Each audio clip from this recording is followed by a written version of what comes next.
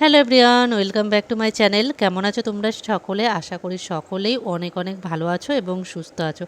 আজ কিন্তু একটা দারুণ মজার রেসিপি নিয়ে চলে এসেছি। এই গরমে মন এবং প্রাণ পেট ঠান্ডা করা একটি রেসিপি, এবং খাবার পাতে যদি শেষ পাতে এই ডেজার্টটা থাকে বা এই মিষ্টি দই থাকে, তাহলে কিন্তু খাওয়ার শেষে তৃপ্তি এসে যাবে। আর এই মিষ্টি দই যদি তোমরা একবার বাড়িতে বানিয়ে রাখতে পারো ফ্রিজে, তখন কিন্তু যে কোনো সময় যখন তখন খেতে মন চাইলেই খেয়ে নিতে পারবে। আর এই মিষ্টি দই বাড়িতে কিভাবে তোমরা দোকানের মতো একদম পারফেক্টভাবে বানিয়ে ফেলতে পারবে, তা আবার খুব সহজে দু একটা উপকরণ দিয়ে, সেটাই আজকে তোমাদের দেখাবো। তা সম্পূর্ণ রেসিপিটি দেখার জন্য প্রথম থেকে শেষ পর্যন্ত দেখার অনুরোধ রইল। আশা করি সম্পূর্ণ রেসিপিটি দেখলে, ভিডিওটি দেখলে তোমরা খুব সহজে বাড়িতে বানিয়ে ফেলতে পারবে। আর সঙ্গে কিন্তু অনেক টিপস এবং ট্রিক্স থাকবে, যেগুলো তোমরা জেনে নিলে একদম সহজেই বাড়িতে বানিয়ে ফেলতে পারবে। একদম কোনো ঝামেলা নেই। দেখো দইটা কতটা পারফেক্ট হয়েছে দেখেই আশা করি তোমরা বুঝতে পারছো। আর খেতেও ভীষণই ভালো হবে। আর এটা কোনো কঠিন ব্যাপার না, একদমই সহজে তোমরা বানিয়ে ফেলতে পারবে। আর এই গরমের দিনে একটু মাঝে সাঝেই মন চাইলেই একটু দই খেয়ে নিলে কিন্তু মনটাও পেটটা দুটোই ঠান্ডা হয়ে যায়। তা চলো তাহলে রেসিপিটি শুরু করা যাক। আর দেখেই বুঝতে পারছো আশা করি কতটা পারফেক্টভাবে বানিয়েছি। তাহলে চলো, প্রথমেই দেখো আমি এখানে 800 গ্রাম দুধকে আগে থেকেই কিন্তু জ্বালিয়ে রেখেছিলাম। সেটাকে 800 গ্রাম দুধকে আমি জ্বালিয়ে 500 গ্রাম করে রেখেছি, আর সেই দুধটাই আমি এখন নিয়ে নিচ্ছি।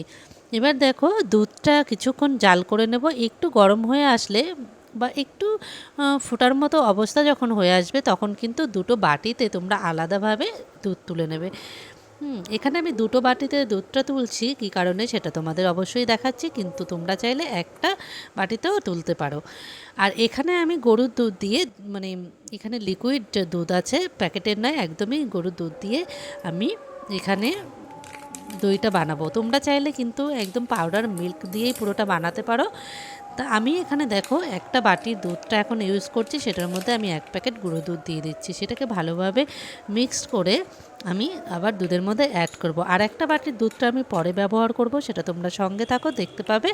আর এই দুধটা আমি এই কারণে দিচ্ছি, এই গুঁড়ো দুধটা কিন্তু যে কোনো ডেজার্ট রেসিপিতে মানে খেতে একটু বেশিই ভালো লাগে।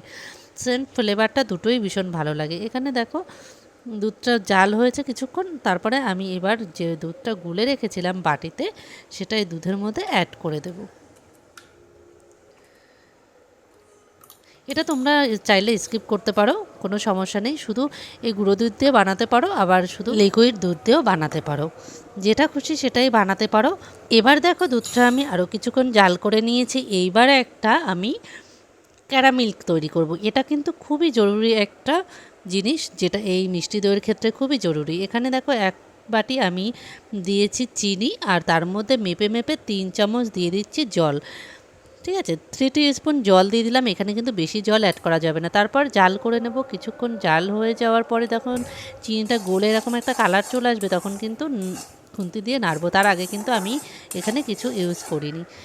এবার দেখো হালকা আছে, একদম কিন্তু লো ফ্লেমে এই কাজটা করতে হবে। দেখো সুন্দর একটা কালার চলে এসছে। এবার কি করব, গ্যাসটাকে বন্ধ করে দেবো। গ্যাসটা বন্ধ করে দিয়ে এখানে যে দুধটা বাটিতে তুলে রেখেছিলাম, সেই দুধটা এবার অ্যাড করে দেবো। আর একটা টিপস বন্ধুরা, দুধটা কিন্তু অবশ্যই ঠান্ডা হতে হবে। ঠিক আছে, দুধটা ঠান্ডা করে নেওয়ার পর তোমরা এখানে অ্যাড করবে, তো এটা মাথায় রাখবে। এবার দেখো ক্যারামেলটা একেবারে রেডি। এবার দিয়ে দেবো দুধের মধ্যে। এবার দেওয়ার ফলে দেখো এটা নাড়লে তোমরা বুঝতে পারবে, কালারটা দেখো কতটা পারফেক্ট চলে এসছে আর কতটা সুন্দর। একদম দেখো মিষ্টি দইয়ের কিন্তু যে কালারটা আসে, সেটা কিন্তু আমাদের চলে এসেছে। তাহলে আমাদের এখানে হয়ে গেল প্রায় মিষ্টি দইয়ের যে প্রক্রিয়া, তার কিন্তু আমাদের 80% হয়ে গেল। এইবার শুধু একটা পদ্ধতি বাকি আছে, মানে একটা প্রক্রিয়া বাকি আছে, সেটা হচ্ছে আমাদের মিষ্টি অ্যাড করতে হবে। মানে তোমরা যতটা পরিমাণ মিষ্টি খেতে পছন্দ করো ততটাই দিয়ে দেবে। আমি এখানে 1 বাটি ক্যারামিল্ক বানিয়েছিলাম, যে বাটিটা মেপে, সেই বাটিটাই মেপে কিন্তু আমি এখানে চিনিটাও অ্যাড করে দিলাম। এইবার কিন্তু দেখো একটু নেড়ে চেড়ে কিছুক্ষণ জাল করে নিতে হবে অবশ্যই, যাতে চিনির যে জলটা বা রসটা গলে, সেটা কিন্তু জাল হয়ে যায়। তারপরে দেখো 2-4 মিনিট জ্বালিয়ে নেওয়ার পর আমাদের কিন্তু এখানে দুধটা একেবারে রেডি। এবার ঠান্ডা করার জন্য রেখে দিলাম। আর এদিকে দেখো আমি 100 গ্রাম টক দইকে জল ঝরানোর জন্য রেখে দিয়েছিলাম। দেখতে পাচ্ছ কতটা জল ঝরেছে। এইটা কিন্তু মাথায় রাখতে হবে, টক দইয়ের মধ্যে কোনো জল থাকলে হবে না। যে কোনো দই নিতে পারো, টক দই বা মিষ্টি দই। এখানে আমি টক দই নিয়েছি আর জলটা পুরোপুরি ঝরিয়ে নিয়েছি। এবার একটা বোলের মধ্যে নিয়ে ভালো করে দইটাকে ফেটিয়ে নিতে হবে। দইটার মধ্যে যাতে কোনো দানাভাব না থাকে সেইভাবে তোমরা খুব ভালো মতো ফেটিয়ে নেবে। আর একটা টিপস বন্ধুরা, তোমরা যদি এখানে পাউডার মিল্ক দিয়ে তৈরি করো তাহলে কিন্তু 100 গ্রাম পাউডার মিল্ক নিলে 500 গ্রাম জল অ্যাড করবে। আর যদি 200 গ্রাম পাউডার মিল্ক অ্যাড করো তো 1 লিটার জল অ্যাড করবে। সেই তুলনায় যতটা দুধ নেবে ততটাই জল অ্যাড করবে।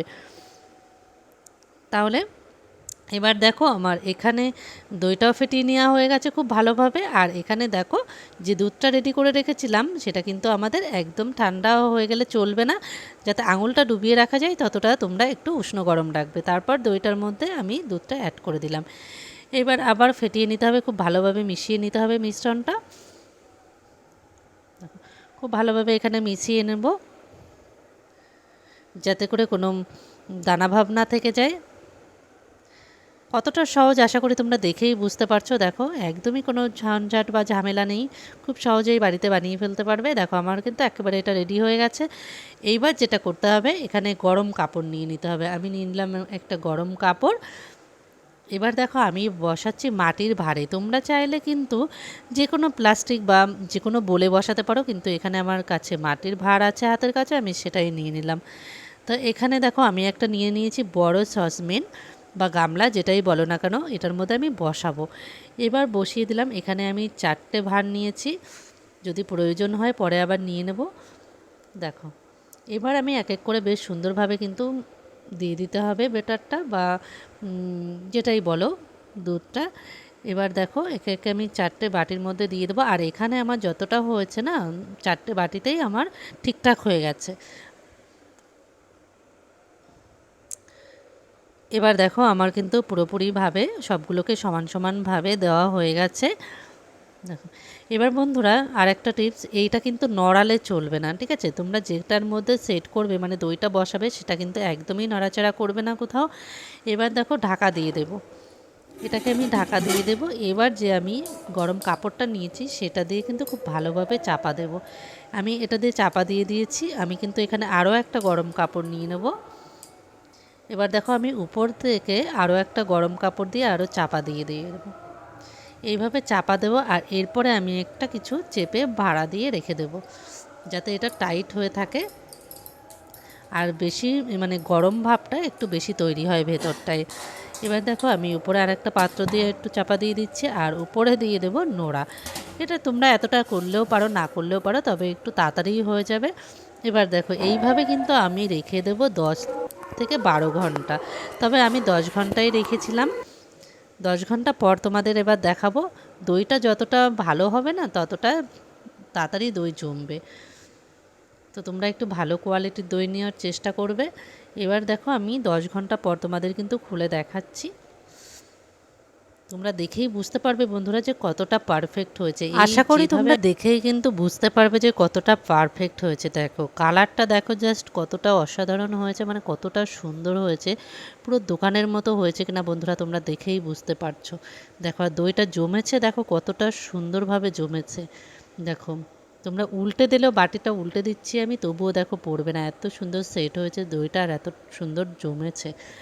আর খেতেও কিন্তু ভীষণ টেস্টি হয়েছে। তোমরা যদি প্রথম থেকে শেষ পর্যন্ত রেসিপিটা দেখে থাকো আর A to Z যদি ফলো করো আর এইভাবে যদি পুরো সম্পূর্ণ রেসিপিটা তোমরা বাড়িতে বানাও, একদম পারফেক্ট হবে।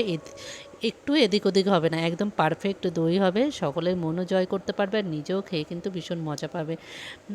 আর মানে নিজেরও ভালো লাগবে যে এতটা সুন্দরভাবে কিভাবে বাড়িতে এত সহজভাবে দই বানানো যায়। দেখো কতটা পারফেক্ট হয়েছে, তোমাদের একটা ভেঙেও বা কেটে আমি দেখিয়ে দিলাম। দেখো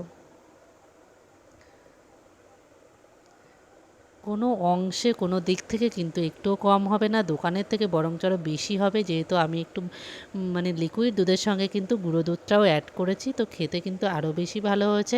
কিন্তু তোমরা পুরোপুরি যদি এই লিকুইড দুধ বা যে কোনো পাউডার মিল্কের সঙ্গে, আমি তো বলেই দিলাম কোনটায় কি ইউজ করতে হবে, কতটা পুরো পরিমাপও বলে দিয়েছি তোমাদের সুবিধার ক্ষেত্রে। তো আশা করি কোনো কিছুতে কোনো অসুবিধা হবে না। দেখো কতটা পারফেক্ট হয়েছে বন্ধুরা। তার রেসিপিটি যদি তোমাদের কোথাও একটু ভালো লেগে থাকে তাহলে আমার চ্যানেলটিকে অবশ্যই সাবস্ক্রাইব করে দেওয়ার অনুরোধ রইল এবং পাশে থাকার অনুরোধ রইল। তো ভালো থেকো সকলে।